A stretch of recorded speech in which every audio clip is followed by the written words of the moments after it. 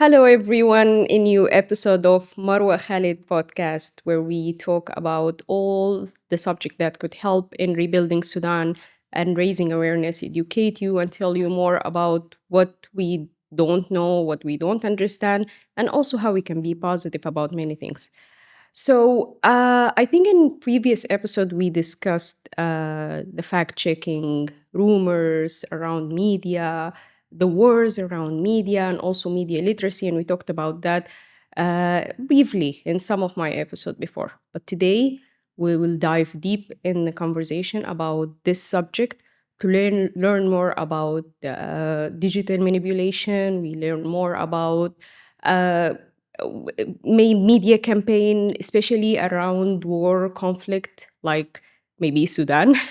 This is our subject today. So I'm so happy and honored to have with me Professor of Media Analytics, Professor Marc Owen Jones. Hello, and good to have you here in my podcast. So thank you for accepting the invitation. Thank you for inviting me. It's nice to be here. Thank you. Thank you so much. And I'm also sorry that we kept insisting, but this episode is really important, and I was really keen to have you in this episode. So let's start, Mark.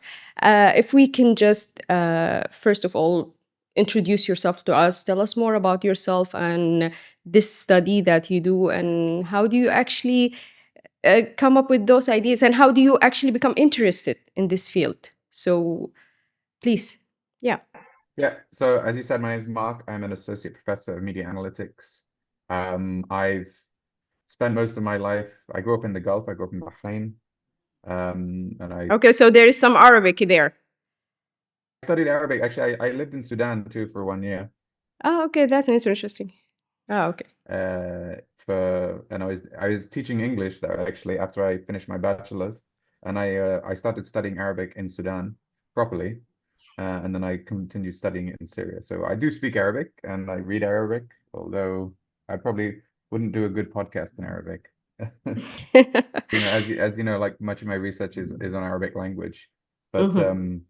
yeah, I'm British originally, but I always wanted to study Arabic, and that's why I worked in Sudan because I grew up in the Gulf and we didn't learn Arabic, so I'm not going to go and work back in the Gulf to study Arabic. Yeah, So that's it's I why think I, it's I found a job in Sudan. So I was there in 2007, and after that I did my PhD in I was studying political repression, but also particularly information control. So how do governments or other actors use the media and use digital technology to kind of repress dissent? And of course, I started in 2011 when the Arab uprisings happened, and I this was like when social media was a new thing, right? So people were talking yeah. about social media as this liberating force, and some people used it that way, but I was starting to see how social media was being used by the governments to kind of limit dissent and to repress dissent and spread propaganda. So I became very Yeah. interested in this, and then over the next few years between 2011 and 2020, I started Mhm. creating methods to detect, what they call in the Gulf, the Bab electronique, so electronic flies. I think in Sudan you call them electronic chickens. So Jadad Yes. electronic. Yes.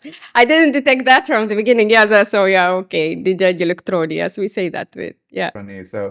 So I mean, everyone has their different terms, but I was actually one of Yeah. one of the few people who was back in 2017 identifying these kind of armies of electronic accounts that were fake and that were trying to manipulate public discourse. So I created some methods of detection.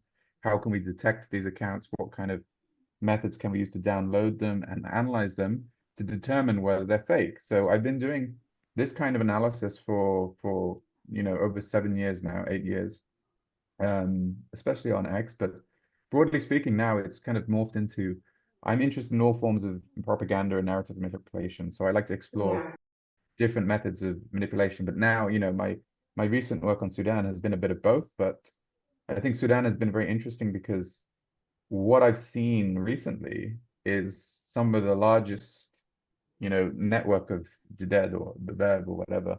Actually, this is something I wanted to ask you in the middle of this episode. But as we speak about Sudan, and you actually mentioned the what happening around media manipulation inside or disinformation happening in the war in Sudan. Do you think right now this digital manipulation that happening and the amount of accounts that you can see around media, probably I see that every day from the beginning of this war. Do you think it's different pattern from other wars that we see? Maybe Ukraine and Russia, the other wars. Do you think there is difference in what you see right now? Well, okay, there's a couple of things. Not necessarily. I think globally the tactics are similar. You know, governments or whatever, regardless of whether it's in Russia, Ukraine, or Sudan, or the Gulf, will try to use the same tactics. But it doesn't mean they can do Right. it successfully. So I think what's very interesting, and I've noticed this about the Arabic speaking world, and this ties in with how social media companies deal with the rest of the world. Social media companies are political, so they react to the political situation. If there's not much political pressure to do anything about the bots in Sudan, they're not going to do much about them. And historically, there's been more political pressure to do things about Russia or Ukraine, than the Arabic speaking world. I mean, this goes back to if you think about Myanmar and Facebook a long time ago, Yeah. essentially the Myanmar genocide was facilitated by, or the Rohingya genocide was facilitated because Facebook weren't doing enough to combat hate speech. Why? Because they didn't really care about Myanmar. And again, it's like if they don't care about Mm-hmm. Sudan, then they're not going to do as much to police the content. And I know the one of the reasons I'm here is because of my recent investigation, but I'm actually working on other analysis of Sudan bot networks, and I've been tracking one that's been going on since 2023, right? Mm-hmm. So it's these accounts that are even slightly more sophisticated that are all fake that have been putting out this propaganda, again, pro Mm-hmm. RSF propaganda since then. And this is a different network, right? So there's lots of different networks that are writing about Sudan. And I think if they had been other countries, perhaps the Mm-hmm. social media companies might have been more active in trying to combat them. I'm not saying they would have because things have changed under Donald Trump. We're living now since October in an Mm-hmm. era where social media companies are doing even less to try and control fake accounts on their platforms, right? I can see that. I can see that in TikTok in the last 2 days. Like you can see that clearly that there is a censoring going on. There is something that to change the narrative. There is something going on right now. So I can sense that, especially in TikTok right now, or maybe in the last 2 or 3 days. So I agree with you 100% on that. I mean, Yeah. TikTok has also been, bought out now by it has a US company, right? So one of the agreements I Mm-hmm. think Mm. was that TikTok would be moderated according to American standards, and that obviously means American foreign policy. So to be more or less Yeah. Yeah. pro-Palestinian, more pro-Israel. But the point I was making is since Donald Trump was elected, Donald Trump has made a Mm. Mm. point of saying that these companies shouldn't censor, but censorship here is just about it also includes propaganda. So now Yeah. Yeah. social media companies have got rid of their content moderation teams. They've scaled Yeah. back Yeah. on their harm detection teams. Basically means they're putting less resources into tackling propaganda, such as the propaganda that I've been looking at. Yeah. So when you talk, let's get back to Sudan. When it comes to, as you said, that when no one cares, anyone can do whatever they want. So we know that in Sudan there is many campaigns that happening, and we know that there is some countries behind this. And to be frank, UAE, United Arab Emirates, we can see. Yeah, yeah. So, what can you tell us more about this when it comes to fake accounts? I think the first thing it's important to mention, it's really hard to know Hmm. 100% who's behind any of these campaigns. So we have Yeah, to use like our educated analysis to figure that out. But just for the benefit of your listeners, I mean, yeah, recently, within the past month, I identified approximately 19,000 fake accounts, so bot accounts, that were all tweeting on X in the aftermath of the Al Fashar massacre, right? yeah, So they were using a number of hashtags. So, for example, why not accept the ceasefire? And no to starving Sudan army. So, like, لا تجوعي السودان يا جيش. yeah, Al-Burhan's army rejects the ceasefire. جيش البرهان يرفض الهدنة. And hmm, جيش البرهان تأجل بالحرب. Al-Burhan's army profits from war. yeah, No to striking aid convoys. Yajesh, life returns to Al Fasher. Now, I say all those hashtags because all these hashtags were trending in Sudan, they were trending in the United Arab Emirates. But all these hashtags, at least 90%, at least 90% of each hashtag was Mm-hmm. all bots, right? So they were created by bots. It's clearly an attempt to try and whitewash the massacre at Al-Fasher. It's clearly Yeah. an attempt to portray the responsibility of the massacre at the hands of the SAF, the Sudanese Armed Forces. And it's Yeah. also an attempt to basically make it sound like since the massacre, everything's fine, right? So Yeah. these accounts that I identified, these nine, and this is a lot, these 19,000 accounts produced at least. And how do you actually manage to because those accounts are really many, like it's not a number that you actually can detect. So what is the mechanism that actually you use to actually differentiate between the fiction or the real accounts? So there's a couple of methods, but Yeah. basically it comes down to this notion of anomaly detection, right? So I Yeah. kind of you can look at these hashtags and you can look at that the accounts. If you were just to look at them in your eyes, you could see like, Okay. okay, I'm looking at 10 accounts on this hashtag. I'm just going to manually look at them. You Okay. start to notice a few things, right? You start to notice that Mm-hmm. they all have a similar number of tweets, maybe like 30 tweets total, even if Mm-hmm. they're really old, or they're all created in a very similar month, like May 2025. They all have like generic profile pictures, and they all have the same histories, right? If I compared Yeah. my timeline to your timeline, Marwa, we'd have different things, right? So why Mm-hmm. suddenly are we seeing 10 accounts, which are all In the created in the same same month, time. time, all talking about the same thing, all the same number of tweets, right? So that's one level. And then with that, you can then download the hashtag. So I can then put the hashtag into a software, something maybe like Node Excel, or if you have access, something like Meltwater, which is a Mm-hmm. social listening tool. And I can download every tweet on that hashtag. Okay, so I download every tweet. That's one thing. Yeah. Then when I download all the tweets, I have a list of all the accounts that were tweeting on a hashtag. So I have several thousand accounts, right? And I can download this very Yeah. quickly. And then I can use another software, something like Phantom Buster, which is like a free, Okay. it's not free, you have to pay a small amount, but what I can do, I can put all those accounts Mm-hmm. inside, like I can scrape all the account data. So it will tell me, okay, this account was created on this date, this, This time, this. Yeah. Yeah. exactly. And then, over a few hours, I will have a list then of a few thousand accounts. And then I can basically run some analytics. I can say, oh, 90% of these accounts all created, Okay.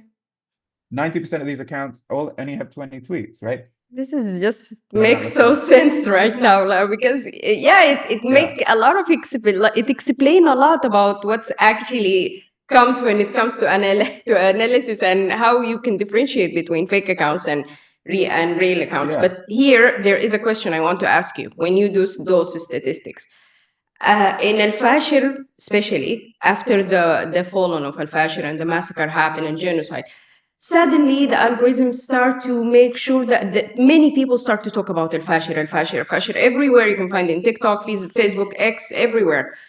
5 days after that, it started to change, disappeared Mm. suddenly. So how can you can like what is actually the explanation when it comes to this? What do you mean the explanation in terms of what people? Yeah, like Al Fashir, people were talking about it, and the hashtag was everywhere, and the algorithm was repeating this everywhere. You can find Al Fashir, Al Fashir, Al Fashir, and suddenly it disappeared. Yeah, I mean, there could be a number of reasons, right? You have to bear in mind Yeah. that social media is, in a way, it's zero sum. So if someone else is tweeting something, Mm-hmm. if you have lots of bots tweeting something, it's going to Yeah. mean that the other stuff becomes less visible, right? You're replacing the other content with your content. So, this is like an important thing to remember. You're competing. So if I can use my bots to get my thing to trend, what does that mean? It means your thing is not trending, right? So So you're overwhelming it. Like you make sure that yeah, yeah.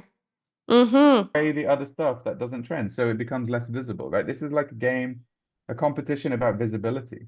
And so, you have to bear in mind that when you have forces doing that, they're competing with you. They're competing with the narratives of real people. And they have more resources. They have money, they have bots, they have all these resources they can put to try and get rid of your narrative. So I think that might be one explanation. And I think that's probably when it comes to social media, that's a very clear and good explanation. And when it comes to how we can actually expose this more, how we can talk about this more, how can we discuss this in more ways, or how, or maybe use that as an evidence, like, video satellites or something like that. Are we able to use that for accountability, maybe? So I was asking you about, as we were speaking about fake accounts, and how they use it, and in the same time, and they use it to, in the same dates, in the same, maybe, timeline. So what I'm trying to say to you, are we able to use that as an evidence, especially against country like UAE, and use it for accountability through the international law, maybe, or is not something condemning? This is one of the issues, right? So there's nothing illegal about these techniques. However, the only issue within international law, Yeah. I mean, it depends how you frame it, right? Like you could argue, is there any incitement going on here? It would depend on the hashtags, but there is in international law, technically propaganda for war is illegal, but that would be propaganda trying to encourage specific forms of war. Mm-hmm. Um, I think if there was any form of incitement using um, this kind of method, maybe there would be. Mm-hmm. I think you'd have to have a legal expert on in terms of that. But so far as I know, these Mm-hmm. techniques in and of themselves are not illegal. This is part of the problem, though, Marwa. It's like these kind of Mm-hmm. tactics and techniques of manipulating digital media Mm-hmm. are not regulated, they're not controlled. So any bad actor can use this, and there's really little accountability. But having said that, Mm-hmm. it's important that we document these because all of this, regardless of whether there is any accountable in international stage, is documentation of the propaganda designed to try to whitewash the images of those Mm-hmm. responsible for genocide, right? And ultimately, it's important that we know that. It's important that the public knows that there is an attempt to try and hide and cover up what happened in El Fasher or about it. The legal ramifications, I think you need a lawyer to ask about that, but it's Mm-hmm. important. I have the evidence. We have this documentation. It's important to keep that because you never know when it might be useful. And in general, if we raise the awareness, now the war is a war of media. Everyone knows that it's a 50% of everything. So if we are able to raise awareness and telling the people about what is the technique that happened and create all of this, it might help also clarify things, right? To the people, even if we don't use it as an evidence, but it will help telling the people, or point fingers to the people who are actually responsible of this. Because if you are trying to hide information through fake accounts, yeah. This is part of it. So, I mean, it's important that Yeah. people are aware of the techniques because this is media literacy and digital literacy. People Yeah. have to, in an increasingly digital world, people need to be aware how narratives can be manipulated. They need to be aware that, you know, a social media account doesn't mean a real person is behind it. It could mean Yeah. that, a government is trying to manipulate the algorithms to spread propaganda. So people need to be aware of these techniques in order to be able to understand that they might be manipulated. So that's really important. And at the same time, it can be evidence as well. It can be evidence to point to those responsible. Like again, we don't necessarily know who's behind this network, but at the same time, it's pro RSF. It's criticizes every country from Turkey, Saudi, Qatar to Egypt, but doesn't criticize the UAE and praises the UAE, which would suggest that it's aligned Mhm. with the UAE, right? So I think it Mhm. just adds more evidence to what we already know about the proxy war going on in Sudan and the entities backing the genocidal RSF, right? I think that is important for people to understand. Yeah. So you come up with the phrase that disinfluencer. So we want to know more about this term, and what exactly does it mean? Well, I mean, I'm working on theorizing this, but right now Okay. I'm using it to mean a number of things. So disinfluence, I think, is not just false information, but it's harmful information that's often used to target people in times of war and conflict and to target marginalized and oppressed communities. But in the sense of Yeah. disinfluence, I'm using it to describe someone or some entity that routinely, frequently spreads false information. So imagine this like a disinformation influencer. Now, this can be an Yeah. individual, but it can also be like a state, right? Some states spread far more disinformation than others. And I would argue in this kind of Yeah. case, we see Israel doing it a lot.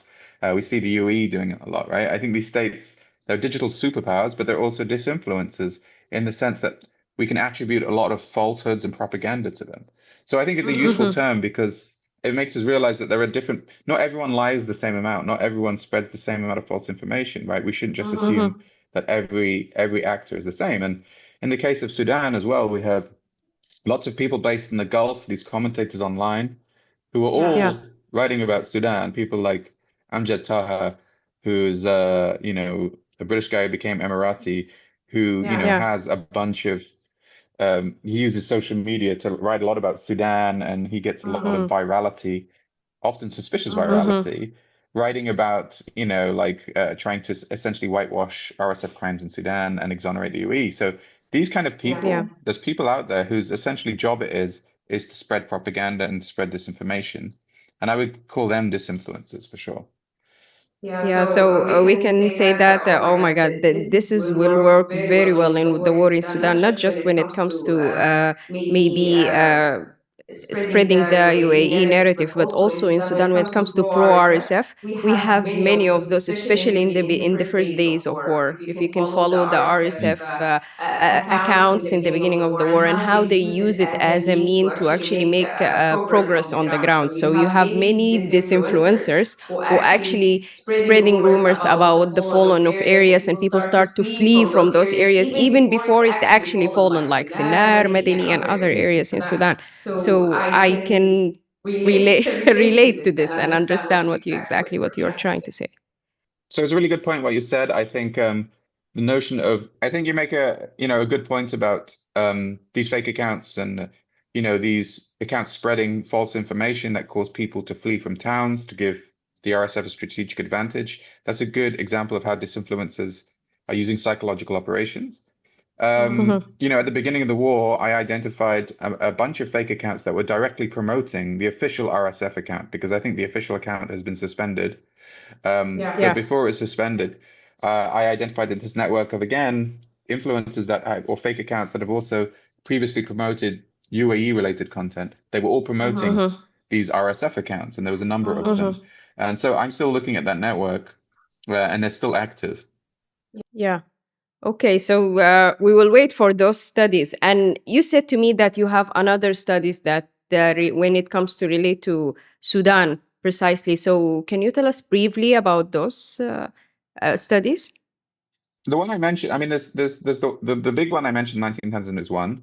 A Yeah. few months ago, I also published one about another network of 50 related pro-Sudan, pro-RSF accounts that were also Mm-hmm. probably using AI to tweet. I published that. Mm-hmm. But the one I mentioned, I'm working on a report for UNESCO about a massive network of fake accounts they're not just writing about Sudan, but Sudan is their primary focus. They seem to be a Okay. pro-UAE network that have a Mm-hmm. cell for every country in the Middle East. So they have like a cell writing about Mauritania, one writing about Syria, one writing about Iran, but also one Mm-hmm. writing about Sudan. And the Sudan Yeah. one seems to be the biggest, right? So this is the one that's producing the most propaganda and is pro-RSF, and it's more sophisticated. These accounts aren't just bots. They like interact with people and they look more human, and many of them are actually verified, but they are all part of this propaganda network. And hopefully I'll be publishing that in the next couple of months. So remember us, and we're gonna have you again for this to discuss it, inshallah, in other interviews. So when it comes, I want to ask you something as a last question. What about right now when you do those studies about Sudan and about the media manipulation and whatever happening right now? What do you want to tell the world when it comes to Sudan? What is the message that you want to tell to the international community and all the people maybe who are interested to learn more about Sudan? I want to tell them that if they rely on social media, there's a good chance that they're being lied to, and that there are pro-genocidal, pro-RSF forces that are manipulating the information space to spread propaganda. And I would say be careful with what you read online because you don't always know if what you're seeing is actually not just truthful, but being provided by a real person. So just be careful. And I also want to say propaganda that serves genocide or genocidal violence um, deserves a special place in hell, I think. Yeah, yeah, I agree with you 100%. And we suffered from that personally as a Sudanese. But do you think we should now lose faith in modern media in general? Like we should go back, leave all of this, and how we can live our lives in the future if we gonna live in a fake, maybe lies, or maybe someone who could just try to push a narrative to change our minds, how life is gonna be in the future. Yeah. There's good media out there. There's good people. There's good alternative media. I think again, the important thing is we living in the Gulf, living in Sudan, we can't really control Facebook or X. You know, we're not Americans. We can't vote in the elections, unfortunately, even though we're Yeah. affected by it. But what we can do is, continue to be vigilant and document and analyze attempts to manipulate the media ecosystem and teach people either through training or podcasts like yours about the dangers Yeah. of digital manipulation, right? Like the least we can do is raise awareness. I don't think Yeah. we need to lose hope. Like I said, there is lots of good media out there, and there's lots of people, or there's a few people at least, trying to call out all the manipulation techniques. So don't lose hope. I think hope is really important because without hope, we don't do anything, you know? And actually that also bring another question to ask you. What about, should we lose faith maybe, because I can see that media, especially like newspaper, whatever, the new TV, radio, they take from those influencers, they take from social media. So do you think even now, like it's not effective anymore to rely also in for to rely on media outlets? Yeah, I would say so. I've seen this so many times with the networks that we've seen, even writing about Sudan, I've seen fake Yeah. accounts be quoted in the media. And sometimes this is deliberate. The media channel, they know it's fake, but they want to look like they're getting vox pops, like, real. More viewers, yeah. Mm. But this is rule one. I mean, you're a journalist, Marwa, you know exactly. Like, why would you take a quote if you can't even prove that the person is real? I think we have to make an assumption now. 10 years ago, if you saw someone online, your default assumption would be, oh, it's a social media account. It's probably a real person. Now your default assumption should be, if it's anonymous, don't trust it to be real. Don't Yeah. quote an anonymous account. If you don't know who it is, don't quote it. It's that simple. Yeah. So I'm going to say thank you, Mark, for those highlights and for helping us understand how those accounts work and how they are changing the narrative, especially when it comes to the war in Sudan, and how there is many people working behind this. And it's a very complicated thing, but I hope our audience today understand more about this. So thank you again, Mark, for those Thank highlights. you. Thank you for having me. And thank you so much. So goodbye. And for all the people who are listening to us today in Marwa Khalid Podcast, I hope this episode was helpful for you. Goodbye.